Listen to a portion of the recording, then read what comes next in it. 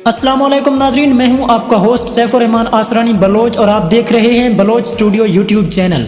नाजरीन, आज मैं आपको एक ऐसी पुरानी दास्तान सुनाने जा रहा हूं जिसका नाम है शेख मुरीद और हानी की पाकीज़ा मोहब्बत। नाजरीन, ये एक हकीकी बलोचों की दास्तान है, समात फरमाइए।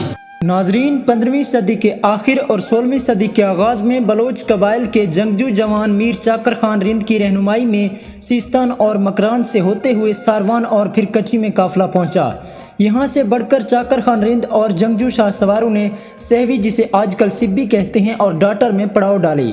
बलोच कबाइल के सरदार चाकर बलोच के दौर में हानी और मुरीद का प्यार मोहब्बत की दास्तान में तब्दील हो गया। उस वक्त मुबारक नामी एक सरदार अपने पाकीज़ा अखलाक और सूफियाना ख्यालात की वजह से बलोचों के रिंद कबीले में हर दिल अजीज था। बच्चे बड़े सब इसे शेख कहकर पुकारते थे। मुबारक का एक ही लड़का था जिसका नाम था मुरीद। मुरीद बहुत निडर और हर दिल अजीज था। वो एक रोमानवी शायर भी था। दिन भर तीरंदाजी और शिकार करने में मसरूफ रहता। मुरीद बहुत ही खूबसूरत जवान था। उसकी ताकत का अंदाज़ा कोई नहीं कर सकता था। वो जिस तीर को टेढ़ा करता कोई उस तीर को सीधा नहीं कर सकता था। बचपन में मुरीद के चचा मीर मंदू की हसीनो जमीन लड़की हानी को इससे मंसूब किया गया। हानी मुरीद की ज़िंदगी में थी। हानी का खूबसूरती में कोई सानी नहीं था। बहुत ही सुगड़ और नेक तबीयत की लड़की थी। हानी को दुनिया में सिवाय मुरीद के कोई और नजर नहीं आता था।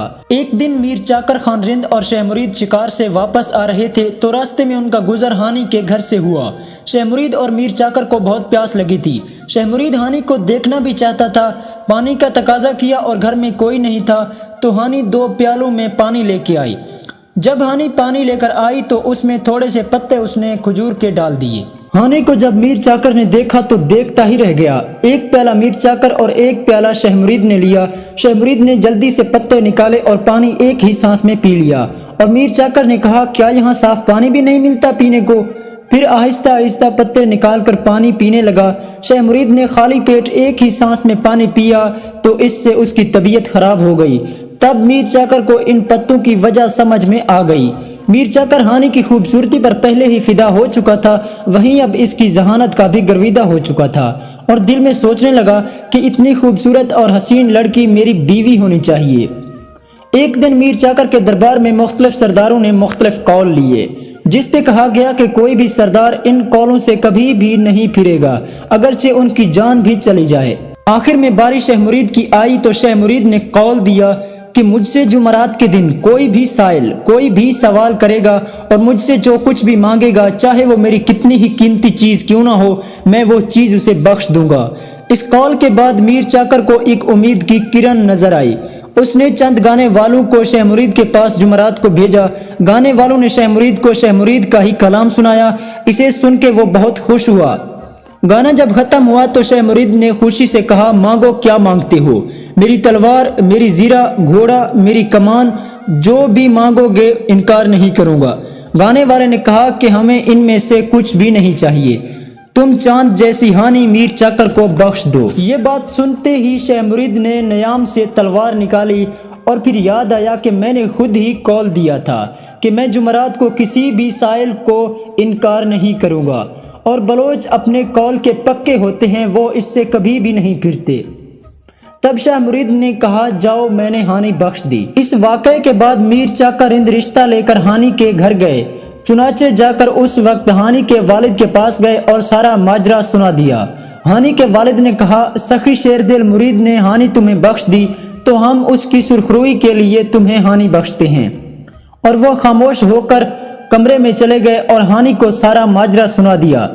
हानि बहुत मजबूस हुई और कहने लगी, मेरी जान मुरीद के पास होगी, बाकी मैं खाली पुतला हूँ, जहाँ भी जाऊंगी मुर्दा जिस्म के साथ जाऊंगी।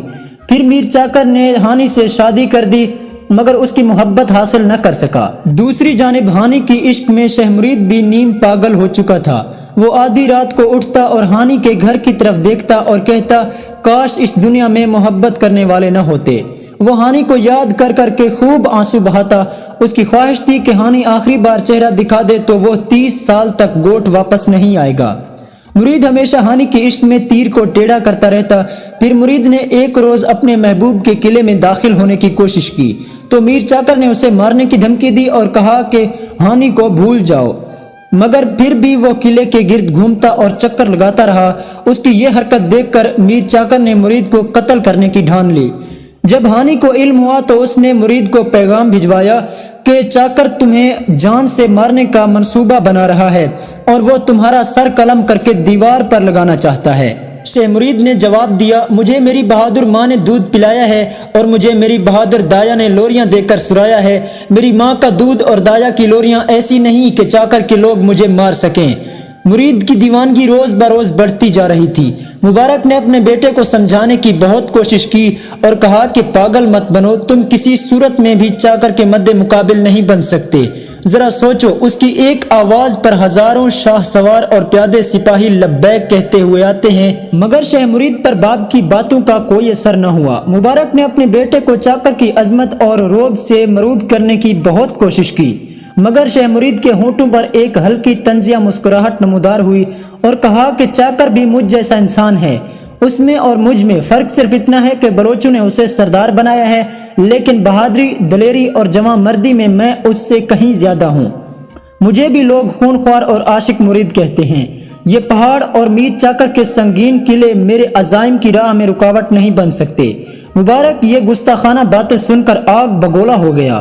مبارک نے غصے میں آ کر اپنا جوتا شیخ مرید کے چہرے پر دے مارا تو شیخ مرید نے وہ جوتا ادب سے اٹھایا اور اس کے قدموں میں رکھ دیا اور کہا، قبلہ یہ جوتا اگر آپ کا نہ ہوتا کسی اور کا ہوتا تو خدا کی قسم یہ زمین خون سے لالہزار ہوتی، گھوڑوں کی ٹانگوں سے اٹھتی ہوئی دھول آسمان کی خبر لاتی۔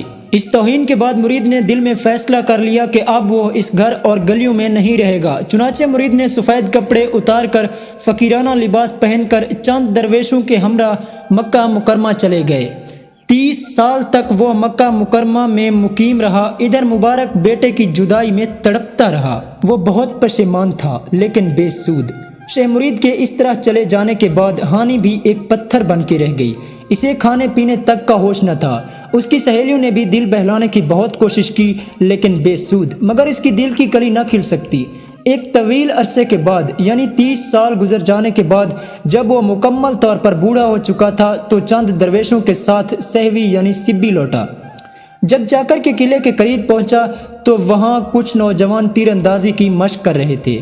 اس کے دل میں بھی خواہش پیدا ہوئی کہ وہ بھی اپنی طاقت کو آزمائے۔ چنانچہ ایک نوجوان نے اپنی کمان اسے دی۔ مرید نے اسے کھینچا تو کمان ٹوٹ گئی۔ پے در پے اس نے 30 کمانیں توڑیں۔ تماشائی اس اجنبی درویش کی طاقت پر بے حد حیران ہوئے۔ کسی نے تجویز پیش کی کہ مرید کی کمان اس کو دی جائے۔ وہ کمان اس قدر بھاری ہے کہ سوائے شیخ مرید کے کوئی اسے اٹھا نہیں سکتا۔ چنانچہ مرید کی کمان منگوائی گئی۔ اپنی کمان دیکھ کر شیخ مرید خوشی سے رو پڑا۔ اس نے کمان کو بوسہ دیا اور تیر چلایا۔ کسی نے اسے سر سے پاؤں تک بغور دیکھتے ہوئے کہا کہ اس سنگین کمان کو کھینچنے والا شیخ مرید کے سوا کوئی نہیں ہو سکتا۔ لوگوں نے اسے پہچان لیا اور چاروں طرف مرید کے آنے کی خبر جنگل کی آگ کی طرح پھیل گئی۔ شیخ مرید کی آمد سے ہانی کی زندگی میں ایک بار پھر بہار لوٹ آئی۔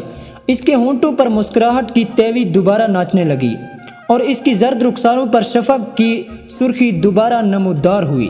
تمام بلوچ سرداروں نے میر چاکر سے درخواست کی کہ عشق اور محبت کے ان متوالوں کو آپ ایک ساتھ زندگی کے آخری دن گزارنے کی اجازت دی جائے۔ میر چاکر کا دل پسیج گیا، چنانچہ اس نے ہانی کو طلاق دے دی۔ پھر مرید اور ہانی کو ایک برق رفتار اونٹ پر بٹھا لیا۔ آج تک کسی کو یہ معلوم نہیں ہو سکا کہ عشق و محبت کے ان متوالوں کی باقی ماندہ زندگی کہاں اور کیسے گزری۔ ہاں البتہ یہ روایات میں ضرور آتا ہے کہ ہانی اور مرید نے اس وقت روتے ہوئے شہر کو خیر آباد کہہ دیا تھا۔ شاہ بٹائی کہتے ہیں کہ محبت کا کھاڑا کوئی آسان کھیل نہیں جسے بچے کھیل سکیں۔ اس کی ہر ادا پر جسم ٹکڑے ٹکڑے ہو جاتا ہے۔ لیکن بعض روایات میں آتا ہے کہ شیخ مرید نے ہانی کو اپنانے سے انکار کر دیا کیونکہ شیخ مرید اب درویش ہو چکا تھا، اسے دنیا داری کی کوئی پرواہ نہیں تھی۔